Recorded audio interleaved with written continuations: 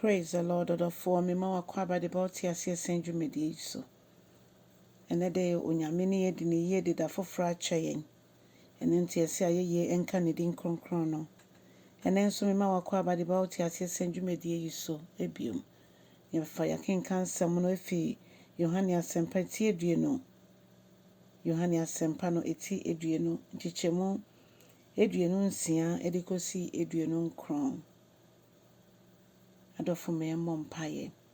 Odomfo ne mobronfo eja. Wa woyem ye wa kwanyina mu. Ene nso ma ya kwanya no Ewrade se yenwura wasemu na kasa kyerɛ. Nyame nkronkron fa ye ndomum na fa ne manyina ndomum ene de kasa kyerɛ. Na ehu tumidie no kɛseɛ. Ewo Yesu Kristo dim ne abompaye. Amen. Amen. Adofo me ntie Ewrade asɛm. Na enna watwe echi no bra na esuafo no ehyiemu ewo dan mu no Bible kyerɛ say bra na Yesu wu ye sorry ye no na esuafo no esuro kakra bi se ne abefa mo wura ekɔ na nemu hu an say ebre di kan no wabegyina mo mfimfini that time no wura bi friend Thomas I friend ata no ni hɔ na oba omobo na mane no anye ni tianam so ma Yesu na watwe to asofofo no bae obegyina mo mfimfini se dia oye ne kane no na afei oka kyerɛ Thomas sɛ fa wonsa bɛka me mfim bebi a de pia no woye ene bebi a de dadoa no so bɔ wo me nsɛm no fa wonsa bɛka ho na hwɛ na afei baasa no Thomas eni ba ne ho so na okoto fam eka sɛ me Ewrade ene me Nyankopɔn ene na meka sɛ de nyinara etori bi ayana nipa bebre ekasetia Thomas sɛ anye ni na so ade ba kwa me pe Thomas ho ne sɛ okoto fam eka sɛ me Ewrade ene me Nyankopɔn pese mbisa sɛ hwane we Ewrade hwane wo Nyankopɔn ni okasama so kye nyina ye din no asomdwe hene no obo mo mfimfini ka sɛ asomdwe enkamo odofo ono nko an ye nya na asomdwe betimi aba abrabo yi mu Thomas ni oyeye eya ade bia ye mo bebre ye bi anye ni honhom na so ni nyina echi ni Thomas de onya hu sɛ Yesu ye ne Ewrade ne ne Nyankopɔn mene won so ye chinje bebrebe echi hwan ni ye Ewrade hwan ni ye Nyankopɔn ya ne ye refi so nyame asɛm kyerɛ yen sɛ eso bibia robo Nyankopɔn nkyɛn sɛ ogidi sɛ oho no yomo mba ne nkyɛn no maketuafo eno no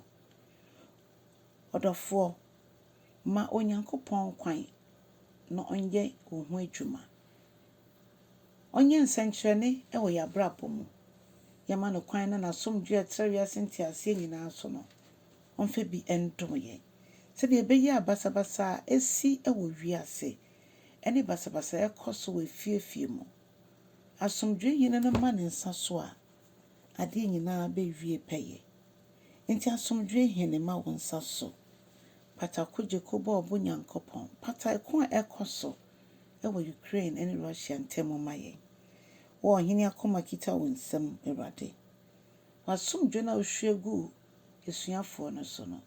ebo mpa se hwegu wo maso na yini pasi nkyɛn na Ewrade waye wadwuma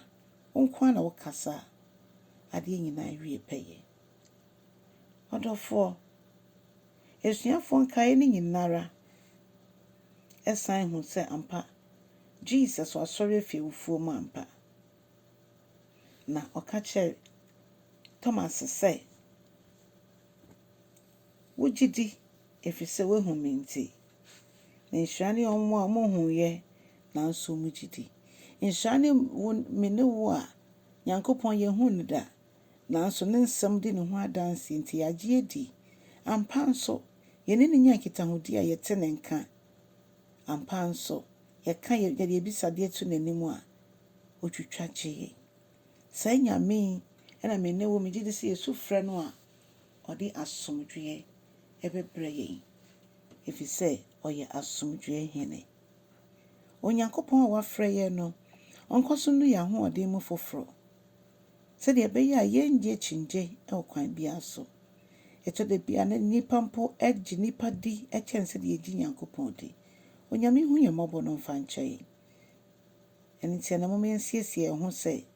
Lent berɛ mu yi, Onyame yɛ yɛn ho nsɛnkyerɛnne na yɛhu ne anuonyam ɛne ne kɛseɛ ɛwɔ Yesu Kristo din mu. Ɔdɔfoɔ kyɛ asɛm no na ɔfoforɔ nso ɛnya awerɛkyekyerɛ mfiri mu. So aba nso wɔ Yesu din mu.